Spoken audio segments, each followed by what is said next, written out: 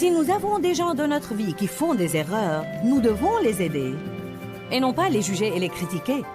Restez avec nous dans Jouissez de votre vie.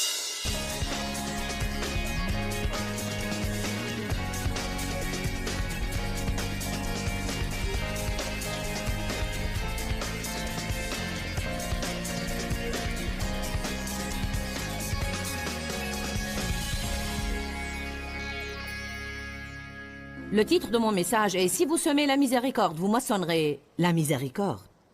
Je prépare une série sur l'égoïsme intitulée « J'étais toujours préoccupé de moi ». Si vous n'étiez pas là la veille, vous avez raté le message fondamental de l'ouverture. Je crois que c'était une excellente et ointe parole sur les vrais dangers et le problème de l'égoïsme, dépeignant vraiment comment une personne égoïste ne va jamais être heureuse, car tout ce qu'elle a dans sa vie est elle-même. Nous ne pouvons pas être heureux dans l'égoïsme car Dieu nous a appelés à l'altruisme. Amen.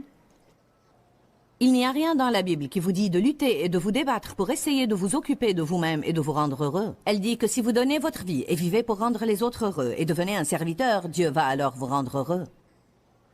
Vous semez des graines et vous moissonnez une abondance de ce que vous êtes prêt à donner. J'avais été perturbée pour une longue période de la façon dont les gens traitent les gens. Je suis vraiment lasse du jugement, des critiques, de l'opinion de tout le monde. Le manque de véritable charité que je vois parmi les croyants pharisaïques et fanatiques est vraiment pathétique. Je suis aussi surtout lasse, et je veux que vous entendiez ça, je suis surtout lasse de la pression que je ressens des fois dans ma vie et la pression que je sens que nous exerçons les uns sur les autres pour être parfaits. Si vous me convenez parfaitement, si vous ne faites jamais d'erreur, si vous me traitez toujours comme il faut, si vous faites toutes les choses de la façon que je veux, je vais alors vous applaudir et vous recevoir dans ma vie. Et je vais vous aimer, vous apprécier et vous accepter. Mais si vous faites des erreurs, même si je vous laisse rester dans ma vie, la moindre des choses que je vais faire est de vous faire savoir que vous avez fait une erreur. Car nous n'admettons pas que quiconque pense qu'il peut s'en tirer avec n'importe quoi. Car si nous n'établissons pas toutes ces lois, si vous faites une erreur et je vous laisse vous en tirer, alors vous allez probablement la faire à plusieurs reprises. Le seul problème, c'est qu'il n'y a rien de biblique à cette attitude. Nous devons donc apprendre plus sur la miséricorde. Jacques 2, 13. Car le jugement est sans miséricorde pour qui n'a pas fait miséricorde. La miséricorde, pleine d'heureuse confiance, chante victoire sur le jugement. Je ne sais pas exactement quelle traduction vous avez, mais le point essentiel dans la Bible dit « La miséricorde triomphe du jugement ». Aux yeux de Dieu, la miséricorde est plus importante que le jugement. C'est très facile, c'est très naturel et normal. C'est une attitude de la chair que de juger les autres et de les juger d'un œil critique. Mais voilà le problème, nous les jugeons toujours d'après nos critères. Nous jugeons toujours les autres d'après ce que nous pensons devoir faire si nous étions dans cette situation. Mais la plupart du temps, nous ne sommes pas dans cette situation. Et nous n'avons jamais été dans cette situation. Et par conséquent, nous n'avons aucune idée véritable de ce que nous aurions fait, car nous n'en avons pas l'expérience. Avoir des opinions sans expérience est vraiment très imprudent. Car la plupart de ce que nous apprenons, nous l'apprenons non seulement de la parole de Dieu, mais des fois nous apprenons même davantage de nos expériences. Eh bien, à ta place, je n'aurais pas, à ta place, j'aurais. Eh bien, tu n'es pas moi, alors. Ne dis pas ce que tu aurais ou ce que tu n'aurais pas. Nous perdons une quantité énorme d'énergie en essayant de nous mêler des vies des autres, et en même temps, nous dirigeons la nôtre d'une façon minable. Je dois probablement dire cela encore une fois. Peut-être que je le dirai surtout pour mes téléspectateurs, car je les aime beaucoup et je suis contente qu'ils nous regardent aujourd'hui. Nous dépensons énormément d'énergie en essayant de diriger la vie des autres et en même temps nous gérons la nôtre d'une façon minable.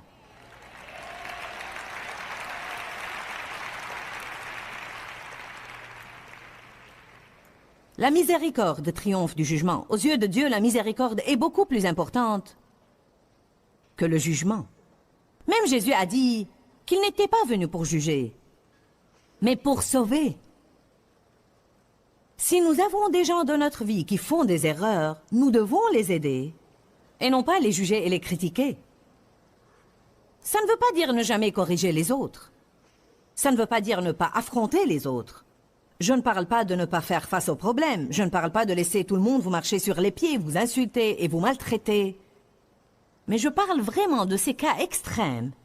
Et vous discernez par l'Esprit de Dieu quand vous devez affronter quelqu'un. Et vraiment, vous ne devez pas l'affronter pour vous, vous devez l'affronter pour lui. Car si vous laissez quelqu'un vous marcher sur les pieds et vous maltraiter, ou si vous laissez un de vos enfants vous parler avec insolence et vous êtes miséricordieux avec lui, ce n'est pas la miséricorde, c'est ne pas vouloir faire face aux problèmes. Je vais dire une chose et vous pouvez en faire ce que vous voulez. Je crois que beaucoup...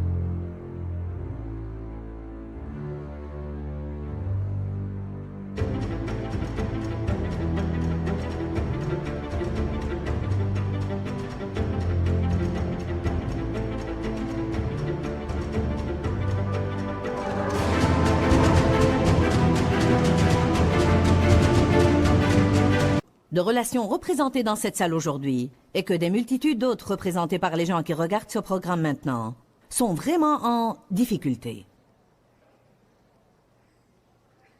Et si quelque chose n'arrive pas, les relations vont continuer telles quelles pour rendre tout le monde malheureux, ou bien, au bout du compte, elles vont se terminer et n'existeront plus. Et je crois que beaucoup de ces relations peuvent être sauvées en ce moment, aujourd'hui, si vous écoutez la parole de Dieu aujourd'hui, et si vous prenez une attitude miséricordieuse envers les défaillances et les erreurs des autres. Y a-t-il quelqu'un ici qui pense qu'il n'aura jamais besoin de miséricorde dans sa vie de nouveau? Vous n'avez pas entendu ma question. J'ai dit, y a-t-il quelqu'un ici qui pense qu'il n'aura jamais besoin de miséricorde de nouveau? Peut-être que je vais vous faciliter la chose, car je veux que vous compreniez bien. Combien d'entre vous savent qu'ils ont besoin de...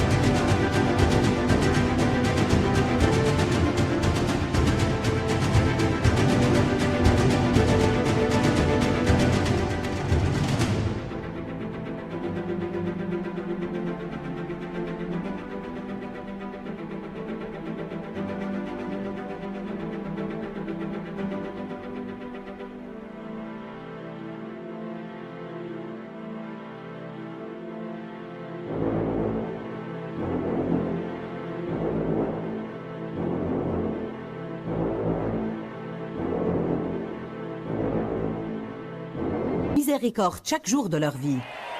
D'accord.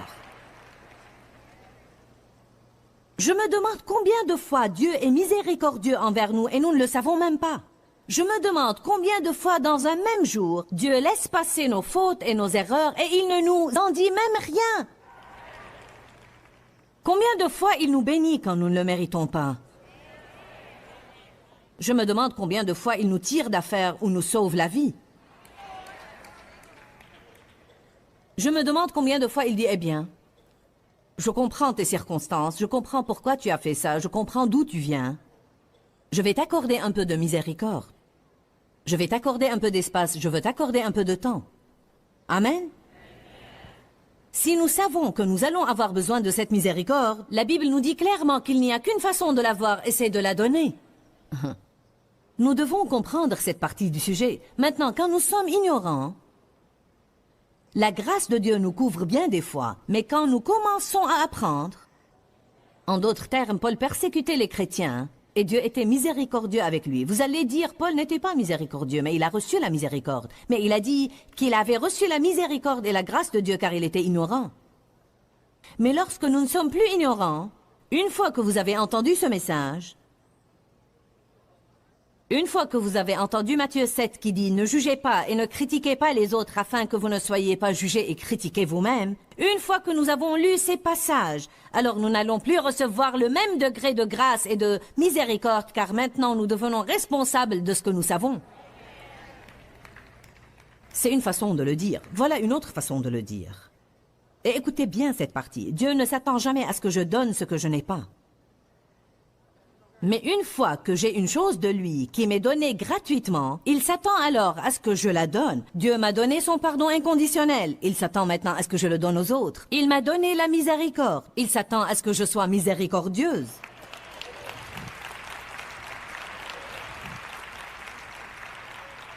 Dieu m'a aimé inconditionnellement. Il s'attend maintenant à ce que j'aime les autres inconditionnellement et ne pas les obliger à mériter et à gagner tout ce que je leur donne.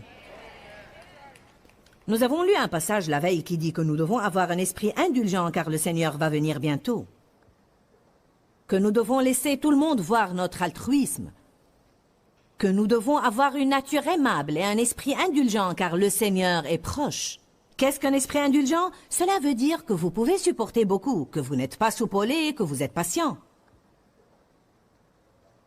Cela peut être une autre façon de dire que nous allons être miséricordieux. Nous devons être le genre de personne que l'on doit pousser et pousser et pousser et pousser pour l'exaspérer. Et non une personne qui regarde une autre personne de travers chaque fois qu'elle fait une petite infraction à ses lois et à ses règles. Et je dis ses lois et ses règles car la plupart des gens font leurs propres lois et règles. La situation est difficile dans la société car cette personne veut une chose et cette autre veut une autre. Celle-ci ne veut pas ce que celle-là veut. Si vous donnez à celle-ci ce que voulait celle-là, celle-ci va se fâcher. Donc c'est comme si vous devez être une sorte de géant relationnel. Une sorte d'Einstein de relation pour vous en sortir parmi les gens et savoir exactement ce que tout le monde attend de vous. Une personne veut que vous parliez, une autre ne veut pas que vous parliez. Quelqu'un veut votre opinion, l'autre ne la veut pas. Ensuite, il y a ceux qui vous demandent ce que vous pensez, mais ils ne veulent pas le savoir et ils se fâchent quand vous le leur dites. Ils me déconcertent vraiment. C'est comme vous savez... Comment puis-je t'aider si tu ne veux pas m'écouter? Vous savez?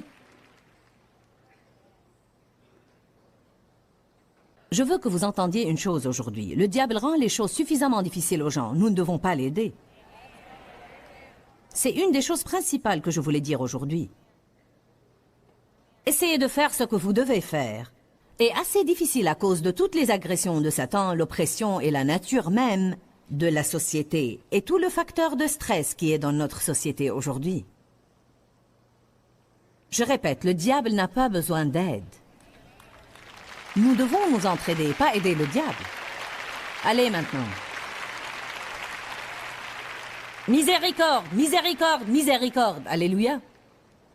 Je me trouve parfois, même par moments, durant la journée, et c'est juste quelque chose qui se présente dans mon esprit, et beaucoup d'entre vous le font aussi. Je suis dans des situations où je dis miséricorde, miséricorde. Parfois, en conduisant la voiture, « Oh Jésus, donne-moi la miséricorde. » Miséricorde, Seigneur, nous avons besoin de miséricorde.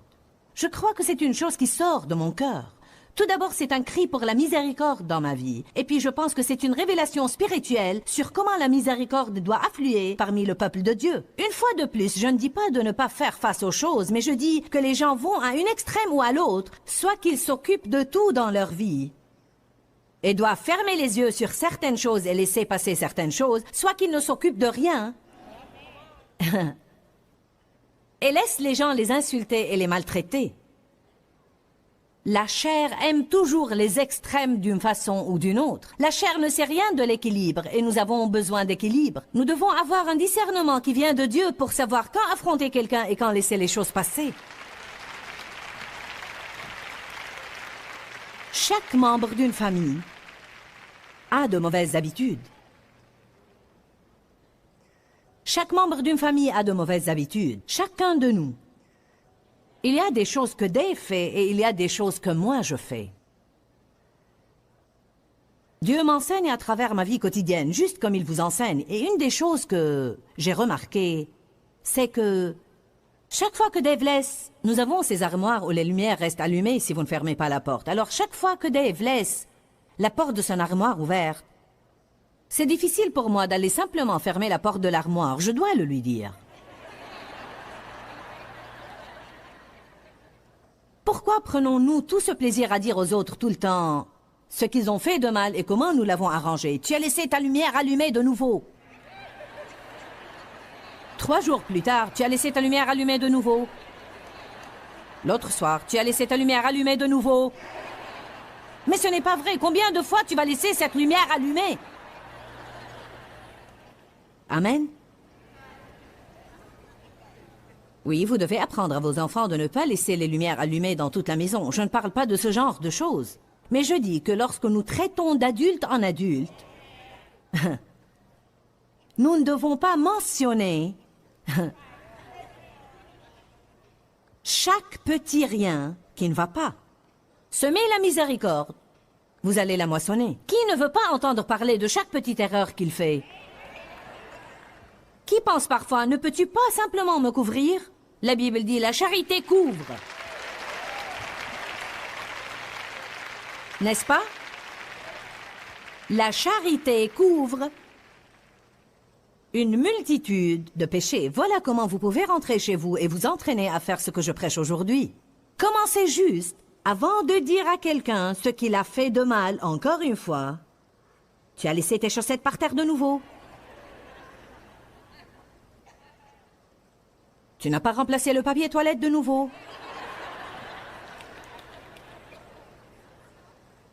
Tu as fait sortir de l'eau de la baignoire de nouveau.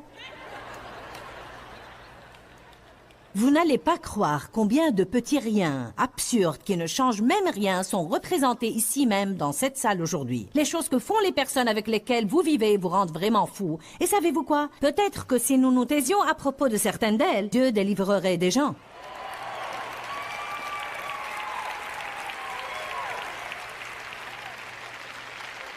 Oh, je pense juste à un passage. Allez à Philippiens 4.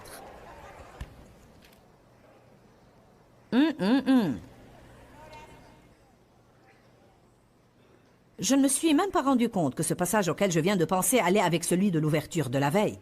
Dieu soit loué. Cela veut dire qu'ils vont ensemble. Philippiens 4, 5. Que tous les hommes connaissent et perçoivent et reconnaissent votre altruisme, votre amabilité, votre esprit indulgent. Le Seigneur est proche, il va venir bientôt. Ne vous inquiétez pas et ne vous souciez de rien, mais en toutes circonstances et en tout, par des prières et des supplications, avec des murmures, des plaintes et des complaintes. Non? Alors, si je prie et je dis, Dieu, s'il te plaît, j'ai besoin que tu travailles sur Dave à ce niveau, ou j'ai besoin que tu travailles sur un de mes enfants, ou j'ai besoin que tu t'occupes de cette personne. Dieu, j'ai besoin que tu les aides à être plus responsables à ce niveau. Je prie Dieu et je me fie à toi, car je ne peux pas les changer. Quelqu'un peut avoir une révélation qu'il ne peut pas changer les gens? Dieu seul peut changer les gens. Vous pouvez établir des règles et des lois, et vous pouvez tracer vos petites lignes et votre petite boîte où ils doivent vivre pour vous rendre heureux. Mais si le cœur n'est pas changé, écoutez-moi bien, d'une façon ou d'une autre, ils trouveront un moyen de sortir de votre boîte.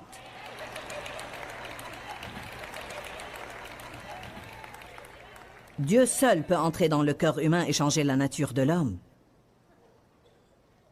Là, de nouveau, je ne dis pas de ne pas dire aux gens ce dont vous avez besoin, ou ce qui vous rend malheureux, mais je dis que vous ne devez pas leur dire et leur dire et leur dire et leur dire et leur dire et leur dire et leur dire et leur dire. Certains d'entre vous sont en train de leur dire depuis 30 ans. Et ce n'est pas une chose pieuse, vous devenez juste des casse-pieds.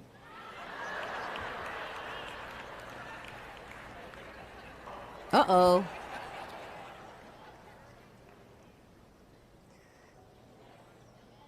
Alors sur ce, je dois prier et puis je dois être reconnaissante.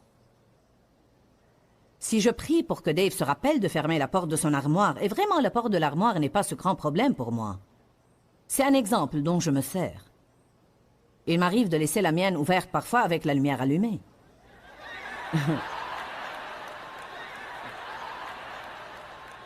ou n'importe quoi. En ce moment, je me sens si aimante envers Dave, je ne peux pas penser à une chose qu'il fait qui m'irrite.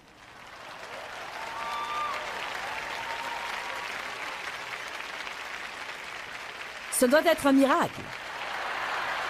Normalement, j'ai une liste vraiment longue. Eh bien, une chose qu'il fait... Vous savez, Dave a 63 ans, mais il pense toujours qu'il est adolescent. Donc, il aime les voitures de grande puissance. Et il aime appuyer sur l'accélérateur. Je veux dire, la voiture qu'il conduit, vous êtes comme... Il le fait toujours, et lorsque je m'y attends le moins, c'est comme... Je lui ai dit, un de ces jours, tu vas me donner un coup de fouet. Alors je disais, Dave, tu n'es pas obligé de conduire comme ça. Oh oui, j'ai dû m'écarter de son chemin, sinon il nous aurait percutés, chérie. J'ai dit, ce n'est pas vrai. Ce n'est absolument pas vrai. Tu aimes juste faire ça.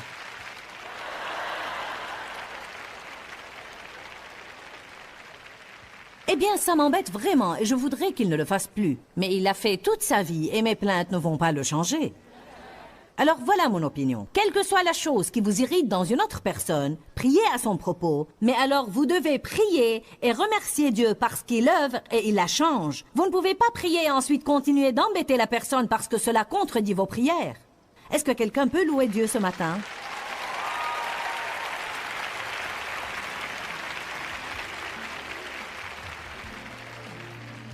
Oh, mais c'est si difficile pour nous de fermer la bouche.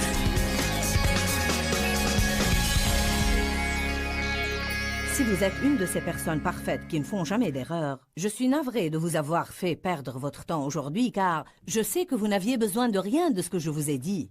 Mais si vous avez vraiment besoin de miséricorde de temps en temps, comme moi, alors je veux juste vous dire, si vous êtes prêt à semer la miséricorde dans la vie des autres, vous allez moissonner la miséricorde.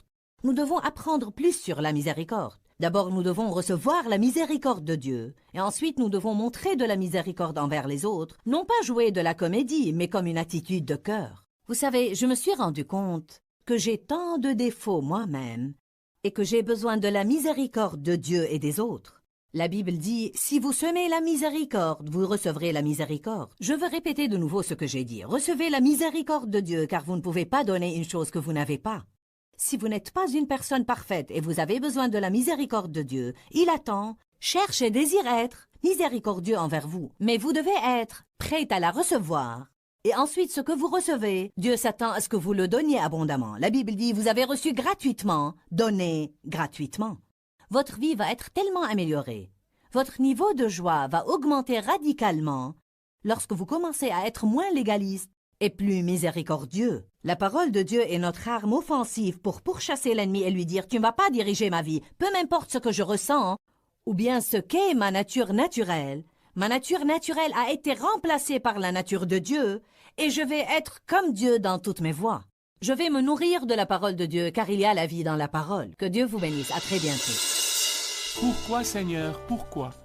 Dans ce livret, Joyce Meyer nous enseigne à travers la parole comment être délivré de la confusion. Pour obtenir ce livret gratuitement, écrivez-nous à Joyce Meyer, boîte postale 40095-6300, Larnaca, Chypre. Ou bien visitez notre site web www.joycemeyer.org/fr.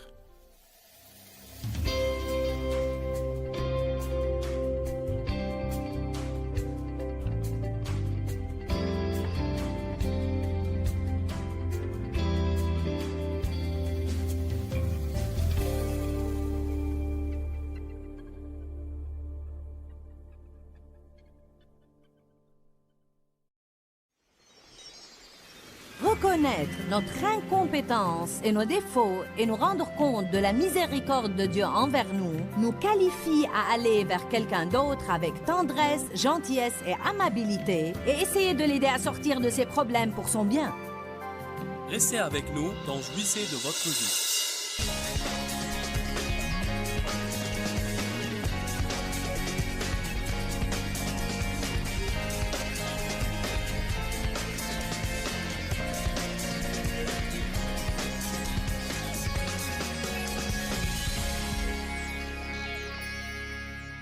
Dieu n'est pas comme les gens. Peut-être que vous avez été élevé par des gens qui ne vous ont pas montré de miséricorde, mais Dieu veut vous la donner. Cela ne signifie pas que Dieu ne va pas nous châtier ou ne nous corrige pas. Il le fait.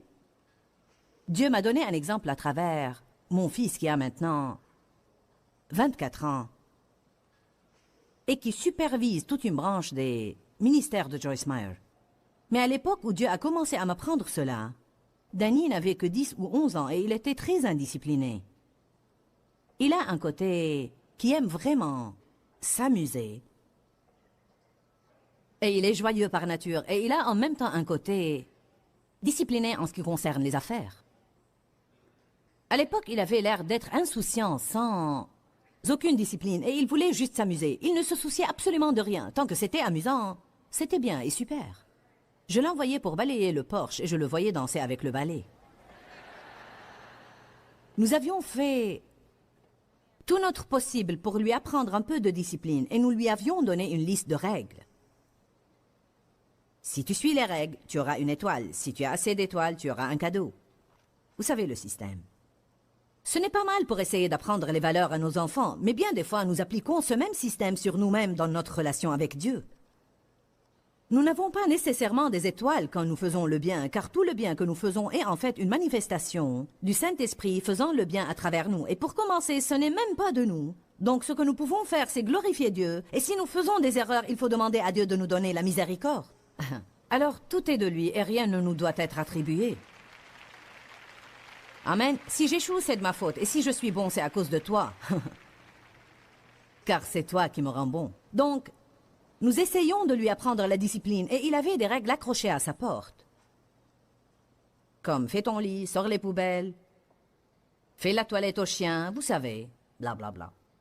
Et le Seigneur m'a fait comprendre un jour comment la charité inconditionnelle et la vraie relation fonctionnent. Il a dit, si le brute du quartier poursuit Danny, et il arrive en courant à la maison criant que le brute du quartier a pris sa balle et l'a envoyée dans l'égout, tu ne vas pas dire, oh Dave, j'entends notre fils appeler au secours.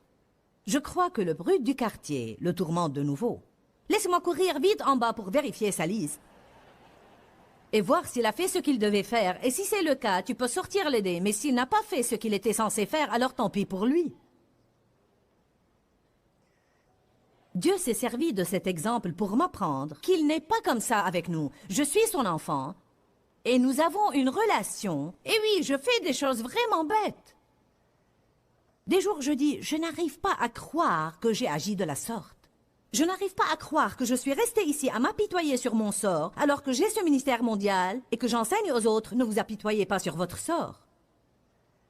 Je n'arrive pas à croire, Dieu, que je suis tombée dans ce piège diabolique de nouveau. Quand je demande l'aide à Dieu, il ne me dit pas, eh bien, laisse-moi vérifier ta liste.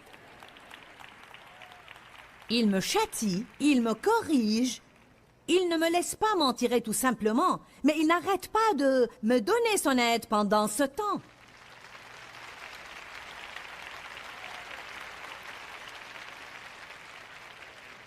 C'est ce que nous faisons tant de fois dans les relations. Nous disons, car c'est la chose chrétienne à faire, je vais te pardonner. Mais nous punissons quand même.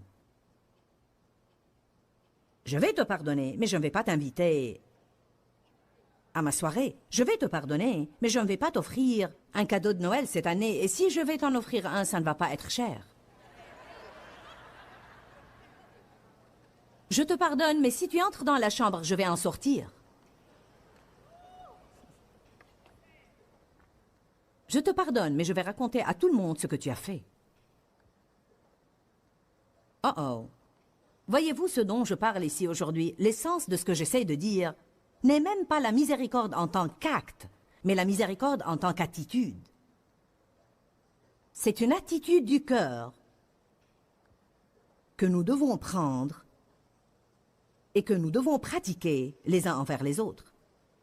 La miséricorde triomphe du jugement. Est plus importante que le jugement. Vous allez être plus heureux si vous êtes plus miséricordieux. Le savez-vous? Dites tous, je vais être plus heureux si je montre aux autres plus de miséricorde. Combien d'entre vous croient qu'ils vont être plus heureux? Matthieu 7:1, ne jugez, ne critiquez, ne condamnez point les autres, afin que vous ne soyez jugés et critiqués et condamnés vous-même. Car juste comme vous jugez et critiquez et condamnez les autres, vous serez jugés, critiqués et condamnés. Et conformément à la mesure avec laquelle vous mesurez aux autres, l'on va vous mesurer de même. Pourquoi regardes-tu de l'extérieur la très petite paille qui est dans l'œil de ton frère, et n'aperçois-tu pas et considères la poutre qui est dans ton œil? C'est peut-être la traduction simplifiée, je ne me rappelle pas exactement, qui dit « Pourquoi essaies-tu d'enlever le cure-dent de l'œil de ton frère alors que tu as un poteau de téléphone dans ton œil ?» Nous sommes aussi stupides que ça. Nous essayons de nous occuper de ces petites choses mineures dans la vie des autres qui nous irritent, alors que nous avons ce grand retentissant et terrible problème dans notre vie, auquel nous ne faisons même pas attention. Comment peux-tu dire à ton frère « Laisse-moi ôter la paille de ton œil » alors qu'il y a une poudre dans ton œil? Hypocrite! Ôte premièrement la poutre de ton œil, et alors tu verras comment ôter la paille de l'œil de ton frère. Que veut-il dire là? Jusqu'à ce que tu aies vu tes propres défauts et que tu en sois humilié, tu ne sauras jamais aider ou t'occuper de quelqu'un d'autre. Car reconnaître notre incompétence et nos défauts et nous rendre compte de la miséricorde de Dieu envers nous, nous qualifie à aller vers quelqu'un d'autre avec tendresse, gentillesse et amabilité et essayer de l'aider à sortir de ses problèmes pour son bien. La Bible dit dans Galates 6:1, « Si un de vos frères ou sœurs est surpris en quelque faute, vous devez le redresser avec un esprit de douceur, de peur que tu ne sois aussi tenté. » Alors c'est l'attitude qui compte. Non pas « mince alors, à ta place je n'aurais pas fait ça pour sûr ». Eh bien tu ne le sais pas. Les gens doivent surtout ne pas essayer de corriger les gens sur lesquels ils n'ont aucune autorité. C'est une chose d'aller à quelqu'un qui travaille pour moi et qui ne fait pas ce que je lui demande de faire et de lui dire un mot de conseil ou de correction. Mais c'est une autre chose pour quelqu'un de se mêler des affaires de quelqu'un d'autre alors que ça ne le regarde pas du tout. En fait, j'ai lu une déclaration il y a 2 ans de là qui dit « N'aie pas d'opinion là où tu n'as pas de responsabilité. » Ouh, Jésus, alléluia. J'exaspère quelques personnes ici. Mais ça ne fait rien, nous avons besoin de nous exaspérer de temps en temps. Hypocrite! Ôte premièrement la poutre de ton œil et alors tu verras comment ôter la paille de l'œil de ton frère. Vous avez reçu gratuitement, donné gratuitement. Quelle est la miséricorde? Écoutez cette définition, j'aime ça. Webster dit que c'est une gentillesse qui dépasse ce qui peut être attendu ou exigé par la justice. En d'autres termes, la miséricorde n'est pas du tout juste. Elle est complètement insolite. C'est pourquoi devrais-je être bon envers toi après ce que tu as fait? Pourquoi donc devrais-je te bénir après ce que tu as fait? Car c'est la miséricorde. Amen. J'ai eu un mauvais jour d'émotion charnelle cette semaine. Un jour où j'ai vraiment explosé. Juste comme, regardez, je suis de mauvaise humeur. Laissez-moi tranquille. Dieu merci, je ne le fais plus trop souvent, mais j'ai simplement flanché et j'ai explosé juste comme... Eh bien, je me fiche de tout et de tout le monde. Je suis fatiguée, je me sens exploitée et maltraitée. Personne ne m'aime, je vais sortir et aller souffrir en silence, je ne fais que travailler.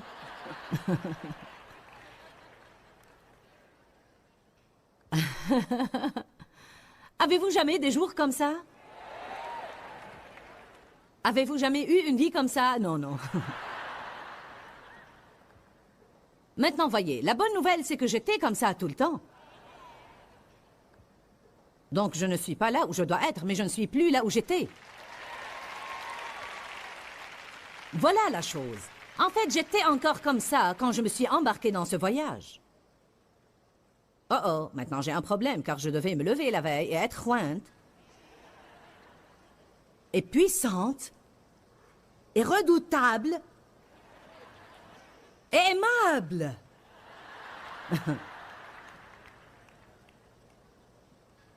De quoi j'avais besoin? La miséricorde.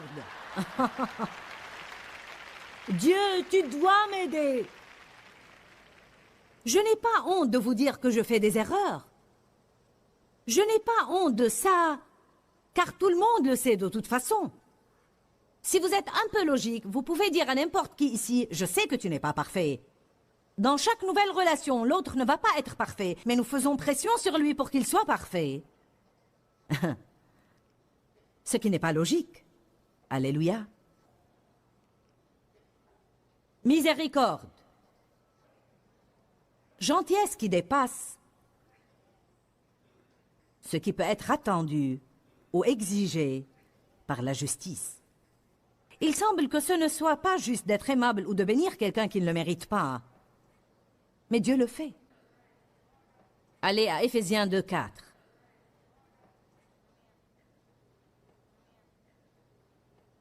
Y a-t-il quelqu'un là aujourd'hui qui peut penser à une relation qu'il a et où il doit être plus miséricordieux? D'accord. Y a-t-il quelqu'un là aujourd'hui qui sent en fait qu'il est une des personnes à qui Dieu dit, si tu vas sortir d'ici et prendre une attitude plus miséricordieuse dans cette relation, la relation pourrait être sauvée? Amen. Savez-vous ce qui cause la rupture des relations? Le fait de tenir compte des fautes qu'une personne fait et de méditer sur elles. Méditer sur elles jusqu'à ce qu'elles deviennent si grandes qu'il ne s'agit plus que de ça. Combien les choses pourraient être différentes si en fait nous tenions compte et vraiment faisions attention et méditions sur toutes les petites choses que quelqu'un fait de bien. Mais celle-ci défile si vite, et puis il fait une erreur, et nous commençons. Toute la journée, toute la nuit, et 3 jours plus tard, nous disons. À l'intérieur de nous, nous disons, je n'arrive pas à le croire, tu sais, j'avais un besoin, et tu n'as pas satisfait mon besoin. Comment je sais tout ça? Parce que j'ai de l'expérience.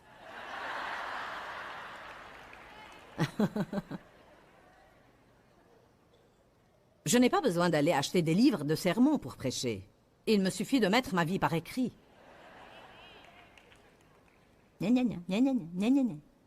Vous savez, j'avais essayé exprès. J'ai demandé à Dieu de m'aider. J'ai dit, Dieu, aide-moi à vraiment remarquer toute bonne chose que quelqu'un fait et d'en faire tout un plat.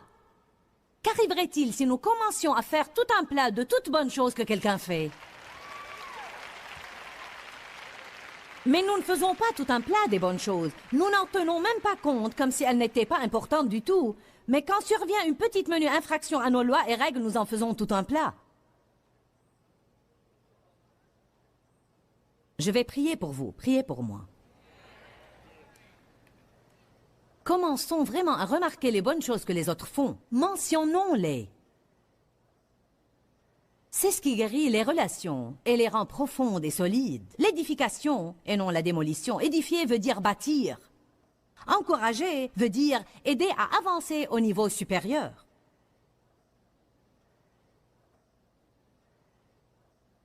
C'est pour ça qu'il est cruel parfois que quand les gens disent des choses de vous, tout ce qu'ils peuvent trouver, c'est 1 ou 2 choses que vous faites mal, et ils ne mentionnent pas les 25 ou 30 choses que vous faites bien.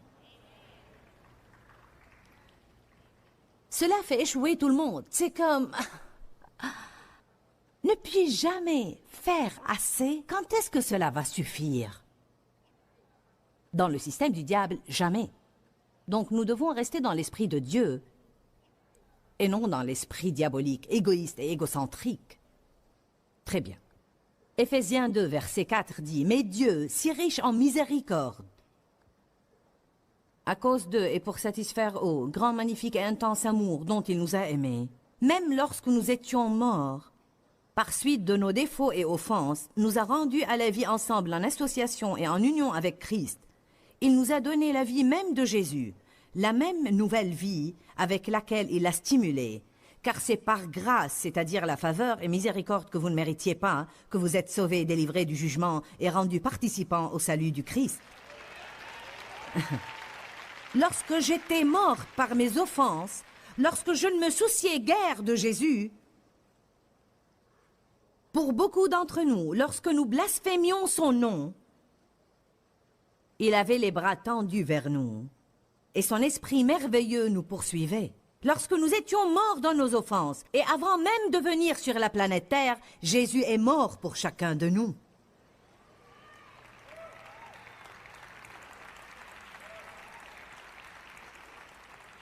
Et non seulement est-il mort pour moi quand j'étais morte par suite de mes péchés et de mes offenses, mais il nous a ressuscités ensemble avec lui et nous a fait asseoir avec lui, nous a donné des places partagées avec lui dans le royaume céleste surnaturel. Alors non seulement a-t-il dit « je vais vous pardonner », non seulement a-t-il dit « je vais mourir pour vous », mais il a dit « je vais vous intégrer dans ma position dans les lieux célestes ». Vous pouvez avoir un niveau de vie haut et non pas bas.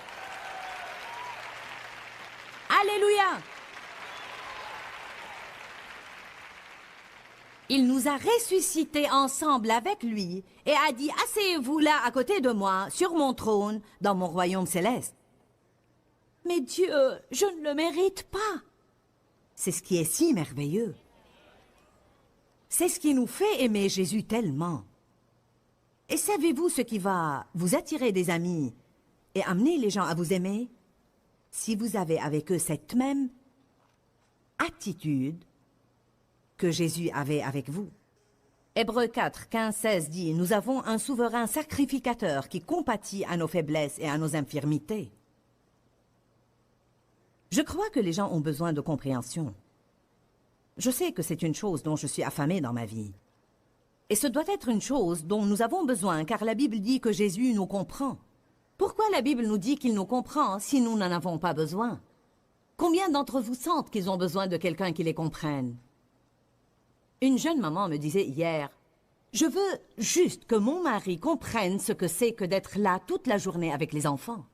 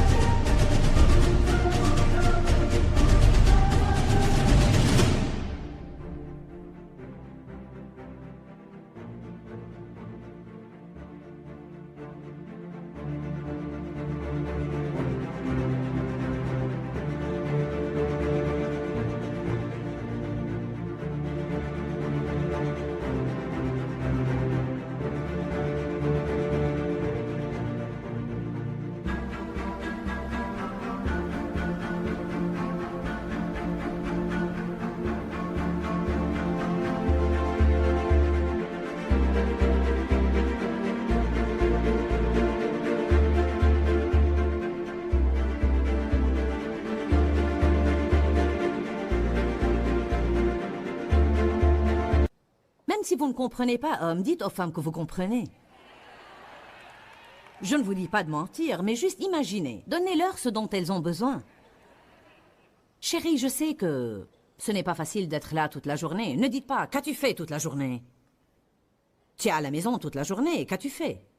Essayez de rester là pour quelques jours et vous verrez ce qu'elle fait. Amen. Monsieur, maman, peut-être devriez-vous essayer cela. Eh bien, je suis celui qui sort, qui conduit dans l'embouteillage et qui supporte le patron toute la journée. Mais vous n'avez pas changé 14 couches pleines de diarrhée, nettoyé morve et bave, et chaque fois que vous nettoyez la maison, quelqu'un va mettre du désordre et vous devez remettre de l'ordre. Nous avons tous nos problèmes dans la vie. Oui, il y a un côté qui doit être compris chez l'homme, il y a un côté qui doit être compris chez la femme, il y a un côté qui doit être compris également chez les enfants. Tout le monde sollicite et veut la compréhension, et surtout les femmes. La nature féminine, pour une certaine raison, en a le plus besoin. Elles ont plus besoin de « je comprends ». Nous avons un souverain sacrificateur qui compatit à nos faiblesses et à nos infirmités, car il a été tenté en toutes choses, juste comme nous, mais sans commettre de péché. Donc, approchons-nous avec assurance du trône de la grâce, afin d'obtenir miséricorde. Miséricorde pour nos échecs. Soyons miséricordieux. Je peux dire une chose de Dave. Dave est miséricordieux. Il n'est pas le genre qui garde de la rancune ou des choses contre nous. Je peux agir d'une façon ridicule et puis dire « je suis désolé ». Et il dit « d'accord, continuons ». C'est du passé maintenant. Je suis celle qui avait tendance à dire « ne pense pas que tu vas t'en tirer si facilement ». Mais je surmonte la chose. Je fais mieux. Je ne suis pas là où je dois être, mais je ne suis plus là où j'étais. Qui est sur la même voie que moi. Nous grandissons. Alléluia.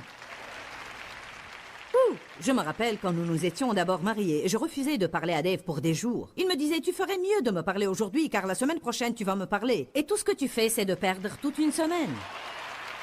Maintenant, c'est la logique masculine, mais elle n'avait rien fait à mes émotions. Car voyez-vous, je n'avais pas envie de lui parler. Mais il a dit, en ce même temps, la semaine prochaine tu vas me parler. Pourquoi ne pas me parler aujourd'hui? C'était logique. Mais nous avons du mal à être logiques quand nous sommes furieux.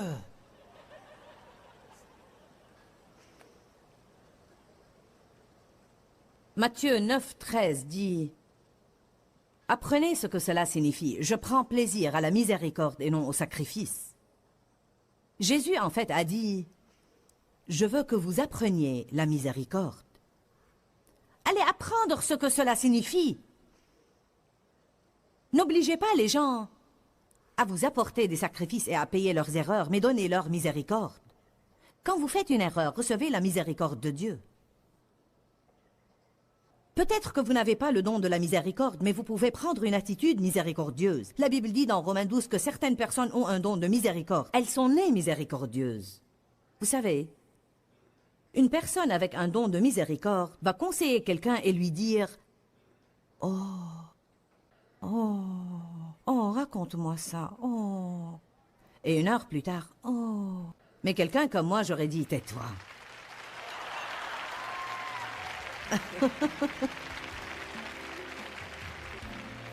Il m'a suffi d'un seul regard et j'ai compris quel est ton problème. Je n'ai pas besoin d'écouter l'histoire.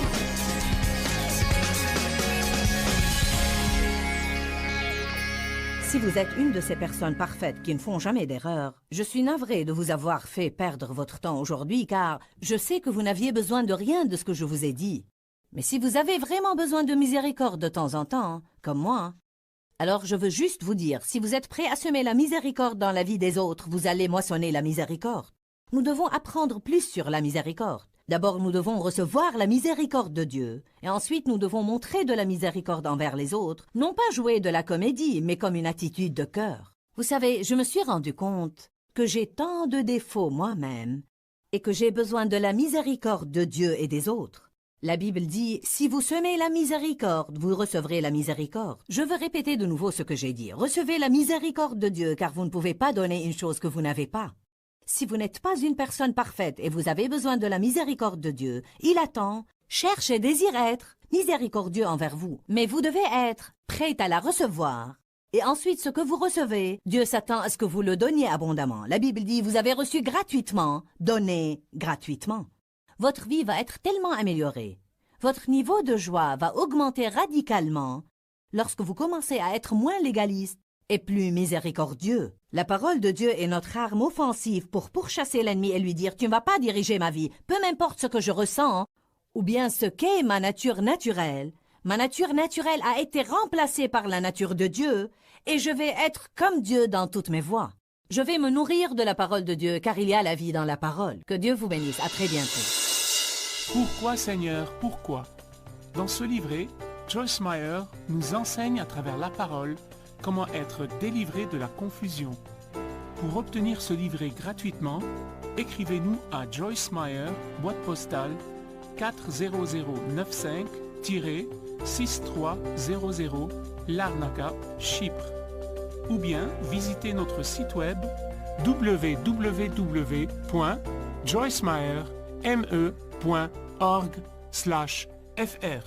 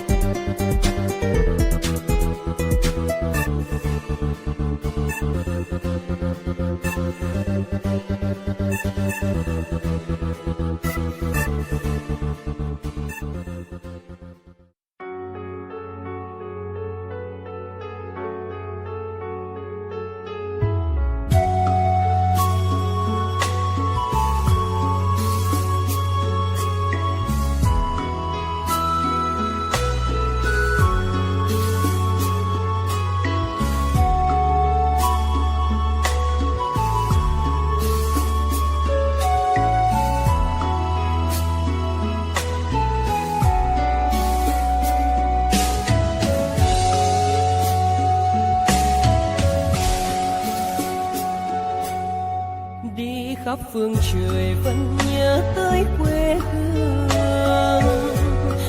Người về đây thăm làng trù quê mẹ và làng sen quê cha, xúc động bồi hồi người rơi giọt lệ, thương mái nhà tranh thương đất mẹ nghèo, đi suốt cuộc đời mới được thăm.